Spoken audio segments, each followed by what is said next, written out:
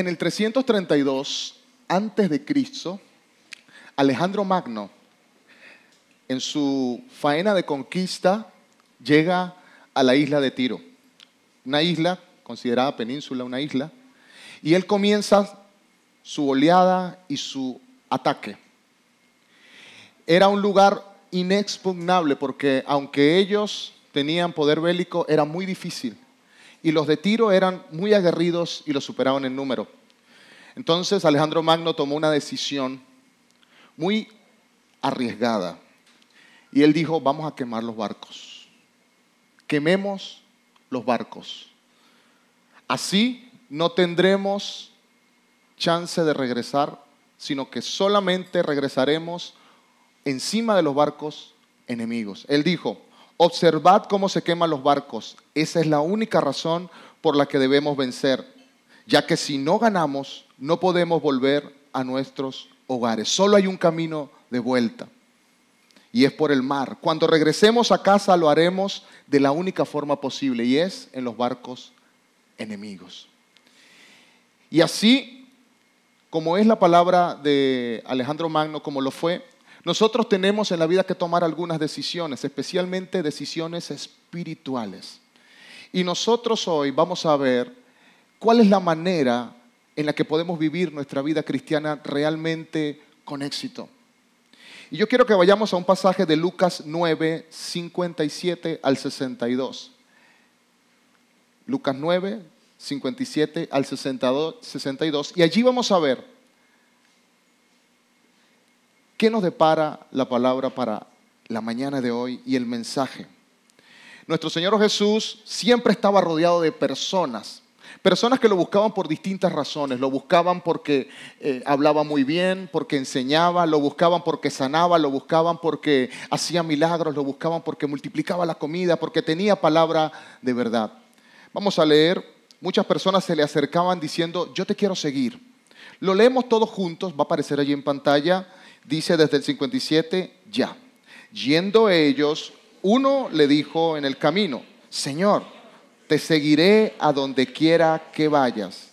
Y él le dijo, las zorras tienen guaridas y las aves de los cielos nidos, mas el Hijo del Hombre no tiene dónde recostar la cabeza. Y dijo a otro, sígueme. Él le dijo, Señor, déjame que primero vaya y entierre a mi padre. Jesús le dijo, deja que los muertos entierren a sus muertos, y tú ve y anuncia el reino de Dios. Entonces también dijo otro, te seguiré, Señor, pero déjame que me despida primero de los que están en mi casa. Y Jesús le dijo, ninguno que poniendo su mano en el arado mira hacia atrás es apto para el reino de los. Si has decidido seguir a Cristo, hay muchas cosas que debemos dejar. Esta palabra que da nuestro Señor Jesucristo, sin duda que es una palabra dura. Y la palabra aquí es dejar. Y él dice, alguien le dice, bueno, pero es que yo quiero, déjame que entierre a mi padre. Y cuando tenemos la idea de que él le dijo, deja que entierre a mi padre, es como que su padre se murió y él va a ir a enterrarlo. Pero en aquel tiempo, el hijo estaba con su padre y él era un honor enterrar a su padre. Era para él un honor y él quería tener ese honor. Quería seguir al maestro, pero también quería tener ese honor. Y la palabra de hoy es dejar. Hay una frase muy popular que dice, mejor malo conocido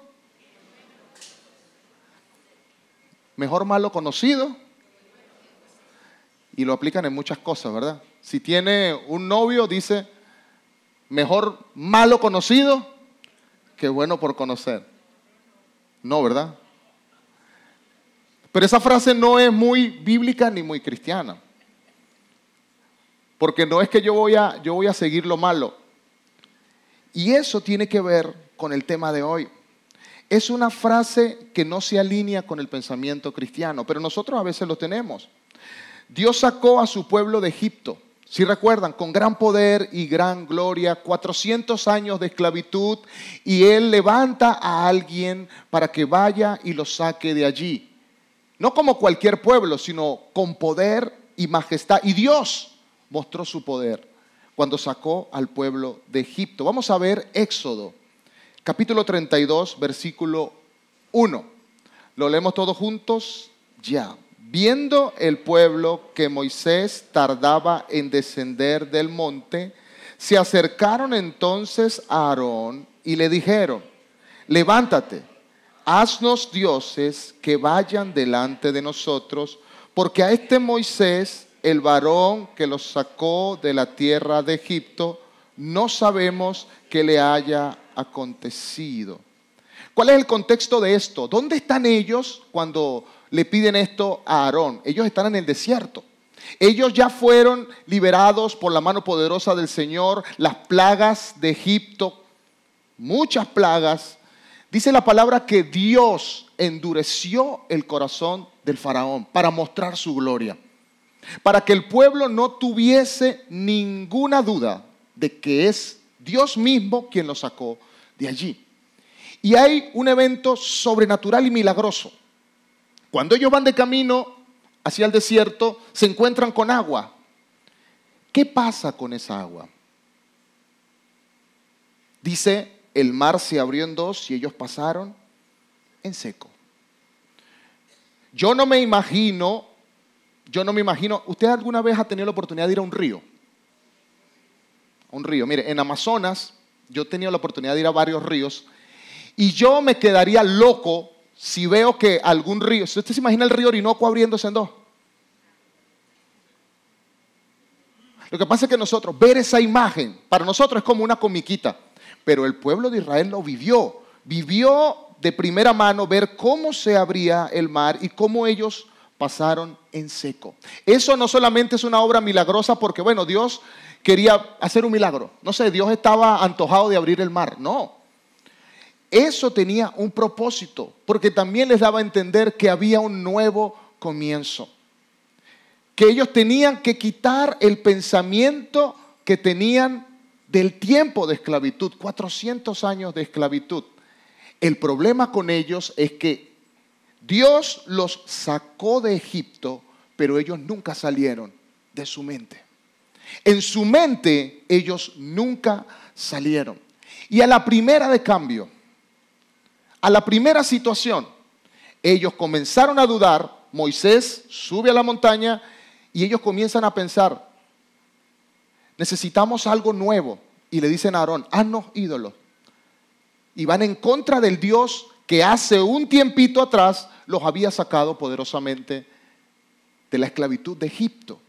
Ahora, yo me hago una pregunta. ¿Por qué el pueblo de Israel le hace semejante petición a Aarón, conociendo el poder y la gloria de Dios? Hagámonos esa pregunta en esta mañana. ¿Por qué el pueblo hace eso? ¿Qué los incitó a ellos a hacer eso? Si ellos están en manos del Dios Todopoderoso, que mostró su gloria y su poder. Quizás era que le tenían miedo al desierto. Le tenían miedo al camino. Yo creo que no, porque ellos sabían que con ellos estaba el Dios de Israel, el Dios Todopoderoso. Él había mostrado toda su gloria. Mire, si yo tuviese que ir y pelear con 1000 personas, pero Dios el día anterior me demuestra su gloria, yo voy tranquilo y confiado. Porque yo digo, si Dios está conmigo, si Dios es con nosotros, ¿quién contra nosotros? Pero el pueblo de Israel no pensó así. Ellos dijeron, haznos ídolos. Y decir haznos ídolos es ir totalmente en contra del Dios que los libertó. ¿Por qué? Vamos a leer Números 11, 4 al 6 y vamos a ver alguna clave del por qué el pueblo de Israel tomó esa decisión. Números 11, 4 al 6 dice así: y la gente extranjera que se mezcló con ellos tuvo un vivo deseo, y los hijos de Israel también volvieron a llorar y dijeron: ¿quién nos diera a comer carne? Nos acordamos del pescado que comíamos en Egipto de balde, de los pepinos, de los melones, de los puerros, las cebollas y los ajos. Y ahora nuestra alma se seca, pues nada sino este maná ven nuestros ojos. Encima de que Dios en el camino los alimenta milagrosamente, ¿cuántos de los que están aquí han podido experimentar la mano de provisión de Dios? Amén, yo la he podido experimentar.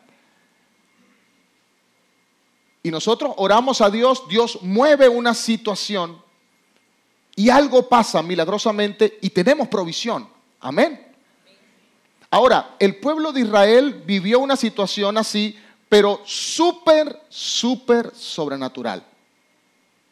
Dios le mandaba el maná constantemente. Y ellos comenzaron a criticar, comenzaron a rebelarse, comenzaron a decir, oye, y a pensar. Entonces esto me da un indicio de por qué anteriormente el pueblo le pidió a Aarón que le hiciera un ídolo.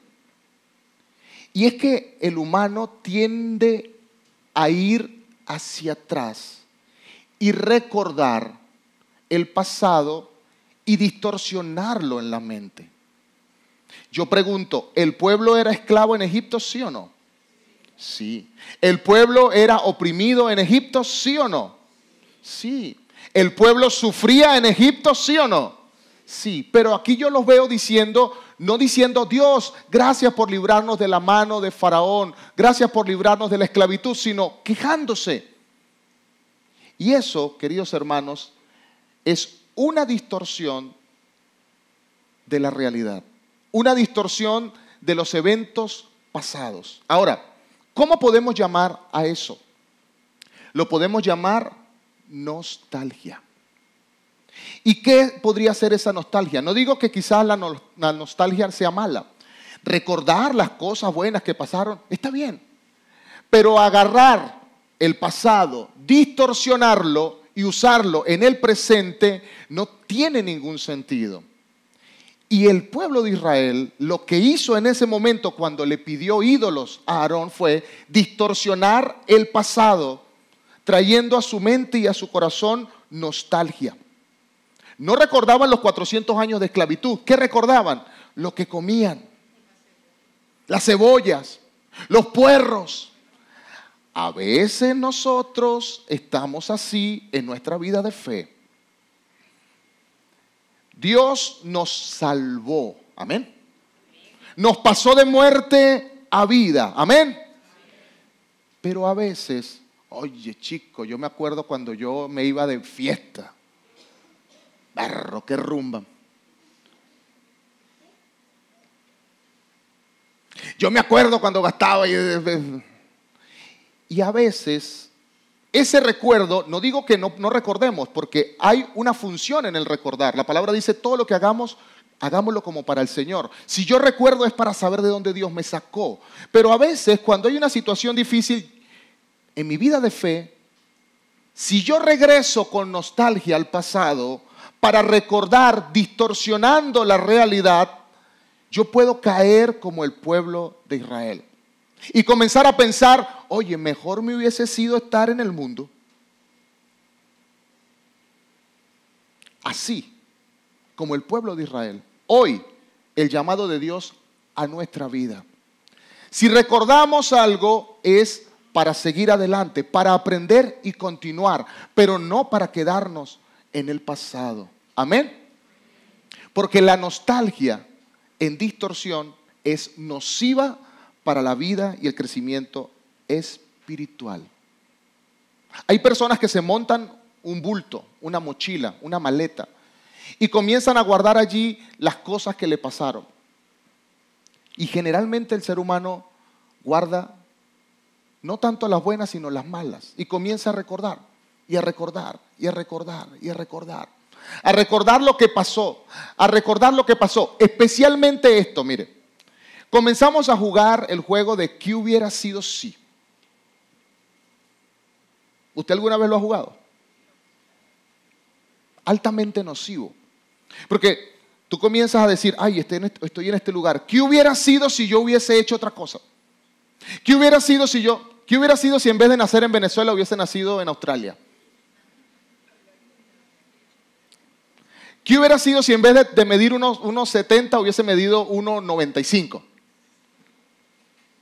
¿Qué hubiese sido si en vez de haber nacido en donde nací, hubiese nacido así? Y comenzamos a jugar. ¿Qué hubiera sido si en vez de esto hubiese hecho aquello? ¿Qué hubiese sido? Y ese era el juego que estaba jugando el pueblo de Israel. Y que nosotros a veces caemos en la tentación de jugar ese juego. Pero eso es una distorsión de la realidad, porque existe algo y es que el pasado no lo podemos cambiar. ¿O usted lo puede cambiar? No. Yo recuerdo que salió hace 30 años, Back to the Future, Volver al Futuro. ¿Alguno vio esa película? Esa película es un clásico y es vieja. Pero era la idea de que yo podía regresar al pasado, cambiar algo que iba a afectar mi presente. Y el pueblo de Israel tenía esa idea en su mente y querían regresarse. ¿Cómo es posible que alguien que fue librado de la esclavitud quiera regresarse otra vez para vivir en esclavitud? Eso es de locos. Pero el pueblo de Israel pedía regresar. Y hay una razón por la cual Dios los hizo pasar por el mar, lo abrió y luego lo cerró. Porque una vez que ellos pasaron el mar, ellos podían regresarse. Si se regresaban, se ahogaban. Y así como el pueblo de Israel, hoy Dios nos dice, no juegues el juego del que hubiese sido si, ni recordar las cosas que pasaron antes, distorsionándolas. Hoy tenemos una seguridad, hoy tenemos una vida nueva en Cristo. ¿Cuántos tienen vida nueva en Cristo?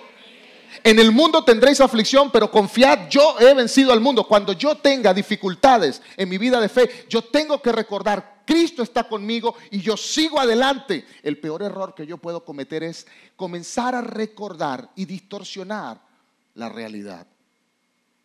Ahora, eso no pasó solamente con el pueblo de Israel, eso pasó también con los discípulos. Vamos a leer Mateo 4, 18 al 20. Dice: andando Jesús junto al mar de Galilea, vio a dos hermanos, Simón, llamado Pedro, y Andrés, su hermano, que echaban ¿qué? Las redes en el mar, porque eran ¿qué? Pescadores. Muy importante eso, eran pescadores. Y él les dijo, vamos a decirlo juntos, venid en pos de mí y os haré pescadores de hombres. Ellos entonces, dejando al instante las redes, le siguieron. Jesús les dijo qué era lo que iban a hacer si lo seguían a él. ¿Qué era lo que iban a hacer? ¿Qué iban a hacer? Significa que el oficio que ya ellos habían tenido cesaba. Ahora ellos no iban a echar la red para recoger peces, sino que iban a ser pescadores de hombres. Pero hablo de los discípulos, aquellos que caminaron con Jesús, comieron con Jesús, vivieron con Jesús, lloraron con Jesús, pero en el momento de la prueba lo abandonaron. ¿Cuántos de los discípulos quedaron con Jesús?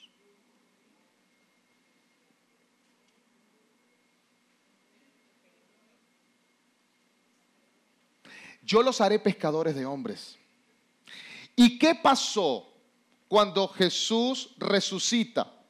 ¿Cómo los consiguió? ¿Haciendo qué? ¿Qué estaba haciendo Pedro? Estaban pescando. Cuando él tuvo un encuentro con ellos, ¿qué estaban haciendo? Pescando. Ellos volvieron otra vez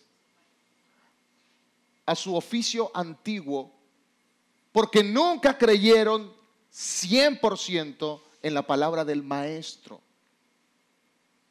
¿Cuál fue la declaración de Pedro cuando él le preguntó, ¿y quién dices tú que soy yo? ¿Y qué le dijo Pedro?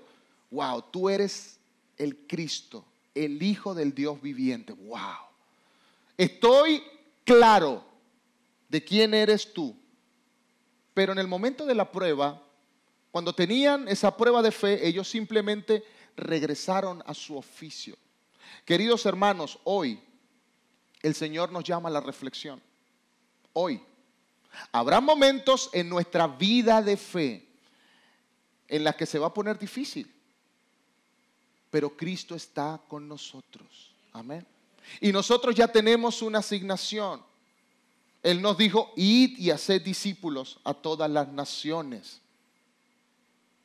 No que en la primera de cambio, en la primera dificultad, nosotros regresemos otra vez a las redes y a pescar. Hoy el llamado es, quememos las redes y quememos el barco. ¿Hay oportunidad de regresar otra vez al mundo? Nunca. Porque hay un solo destino para nuestra vida y ese destino es la vida eterna. Y la vida eterna no comienza después que te mueres, la vida eterna ya comienza ahora. Cuando tú recibes a Cristo en tu corazón y eres sellado por el Espíritu Santo, tú comienzas una nueva vida, la vida hacia la eternidad.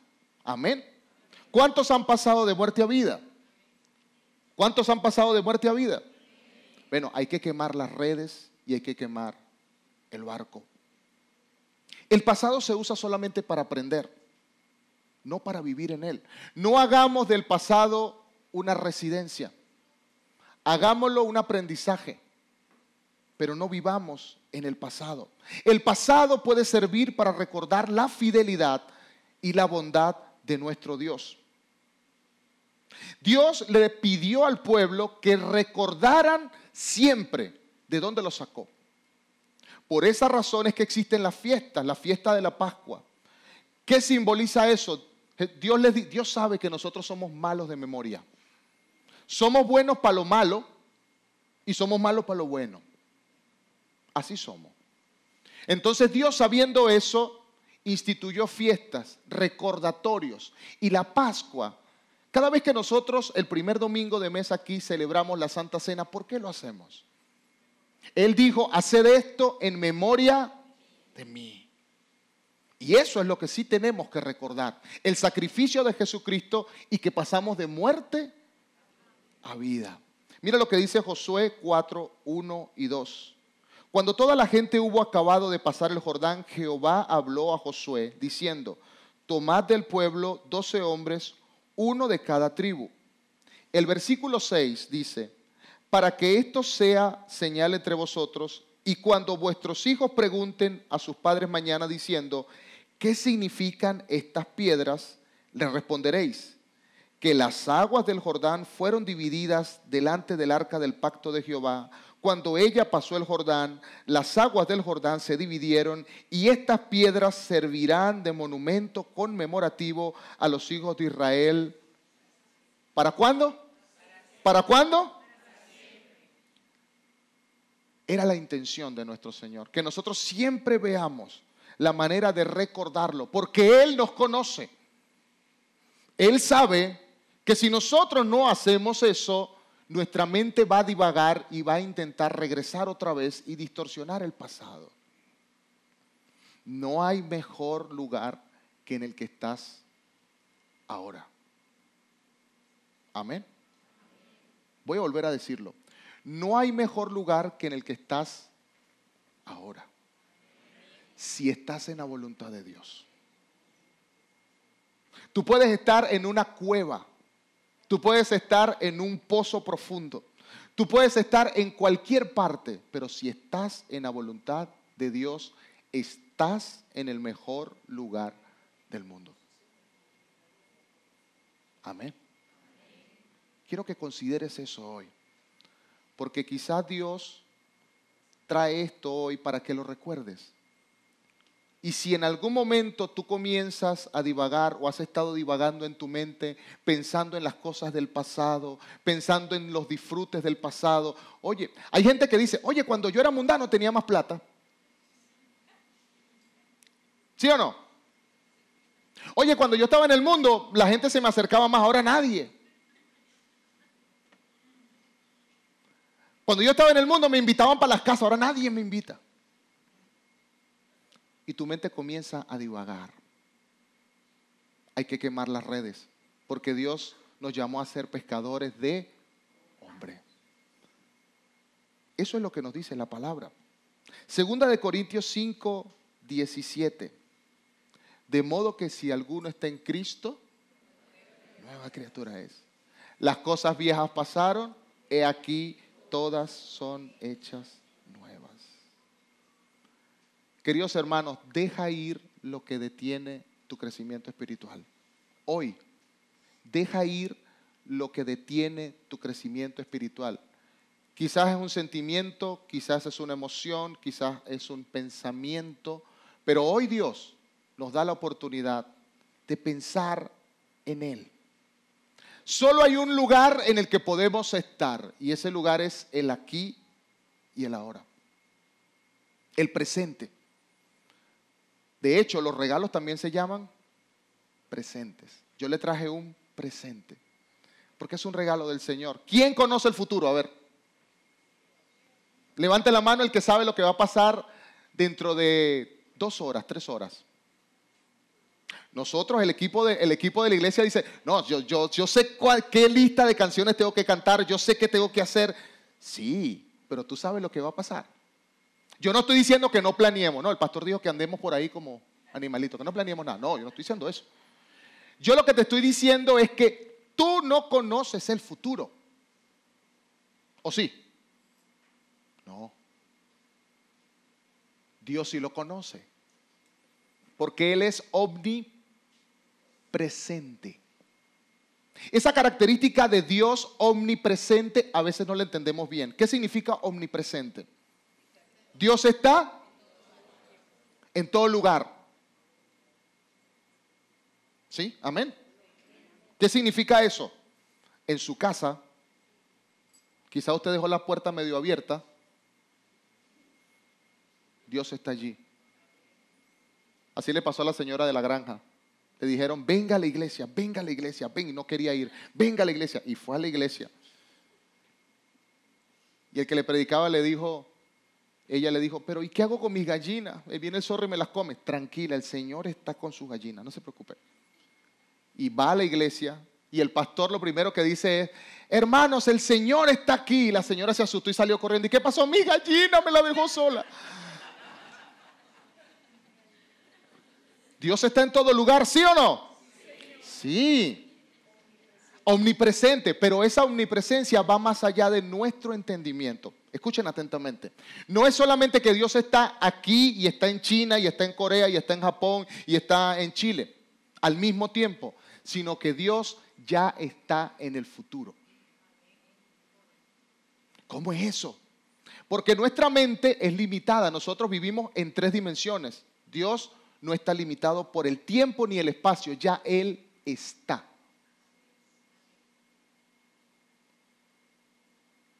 Por esa razón nosotros tenemos la confianza de que el sacrificio que hizo Jesucristo en la cruz es válido para limpiar nuestros pecados pasados, nuestros pecados presentes y nuestros pecados futuros. No es licencia para pecar, pero es la confianza de que el sacrificio de Jesucristo opera a lo largo de la historia. Ya Dios está en el 2025. Amén. Cuando ¿recuerdan la pandemia? Tiempo difícil. No es que de repente nosotros estábamos así y Dios vio CNN y ¡ah! La pandemia. No. Dios ya conocía. Dios ya sabía. Así que, queridos hermanos, no nos concentremos tanto en el futuro. Pensemos, planifiquemos, pero el que tiene control del futuro, ¿quién es? Dios. Nosotros nos encargamos de vivir aquí para su gloria. ¿Y qué hacemos con el pasado? Diga conmigo, déjalo. Diga conmigo, déjalo. Diga conmigo, déjalo. Dile que está a tu lado, déjalo. Déjalo. Querido hermano, el llamado hoy es a vivir una vida radical. Sobre todo en esta época woke, en esta época de la censura, donde todo el mundo tiene que ser con cuidado, porque bueno, tú sabes que hay que ser muy incluyente. Nosotros tenemos el mandato de Dios de vivir una vida radical. Oye, el pastor sí es radical, ¿vale? Pues sí, bueno, Jesucristo me dijo, de modo que si alguno está en Cristo, nueva criatura es. Si eso no es radical, usted no me dirá qué cosa es radical. Las cosas viejas pasaron, todas son hechas nuevas. Dios está esperando que nuestra vida de fe sea radical. Así como sacó el pueblo de Egipto, así, ¡pum!, de golpe, así quiere que nosotros vivamos nuestra vida de fe, una vida radical, dejando el pasado atrás y, como dice el apóstol, extendiéndome hacia lo que está adelante. Puesto los ojos en Jesús, el autor y consumador de la fe. Para Dios no hay un plan B. Yo les pregunto, ¿el hombre pecó en el Edén y que Jesucristo viniera era el plan B o era el plan A? Siempre fue el plan A. Ay, el hombre pecó, no sabía, ¿qué hacemos? Reunión especial, Padre, Hijo, Espíritu Santo, ¿qué hacemos? No, ya él sabía. Desde antes de la fundación del mundo. Tú estás aquí porque tú siempre fuiste y eres el plan A de Dios. Escúchalo atentamente. Tú eres el plan A de Dios. Y tú estás aquí por propósito de Dios. El que tú estés aquí no es un plan B. Bueno, Dios, a ver. No, Dios tenía preparado este momento y este lugar. No solamente físicamente, sino en la historia. A mí a veces me da como ganas de jugar el jueguito de que hubiera sido si. Y digo que hubiera sido si tuviese 20 años menos. ¿Usted no ha jugado ese? A veces tengo la tentación de jugar ese juego cuando tengo que hacer deporte con mi hijo, porque ya la fuerza no me da. Él corre. Hace un mes y medio le dije, vamos a hacer una carrera. Jeremías, mi hijo más pequeño, ya me está ganando.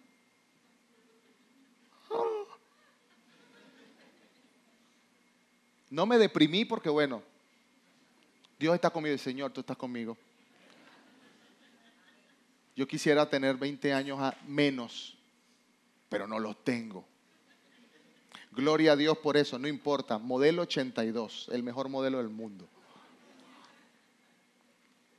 Queridos hermanos, el llamado de Dios hoy es: quema los barcos y las redes. Cuando se ponga difícil la cosa, confía en Dios. Confía en Dios. Tu vida de fe no es una carrera de velocidad. Es una carrera de resistencia. Amén. No permitas que la supuesta inocencia de la nostalgia, de repente agarrar el álbum y abrirlo y ver, oye, mira cómo yo vivía en el mundo, tan sabroso, comiendo puerros y cebollas, como el pueblo de Israel. No caigamos en esa tentación. Si vamos a ver el pasado es para recordar lo que Dios hizo por nosotros. Amén. El llamado de hoy de parte de Dios es ese. Incluso hay personas que comienzan a caer en ansiedad y en depresión porque comienzan a darle vueltas al pasado. La nostalgia los invade. Quita la nostalgia y llénate de fe. Quita la nostalgia y llénate de fe. Hoy es el momento. Ese es el llamado único del mensaje de Dios en esta mañana. Quema los barcos y las redes. Quita la nostalgia y llénate de fe. Vamos a estar en pie.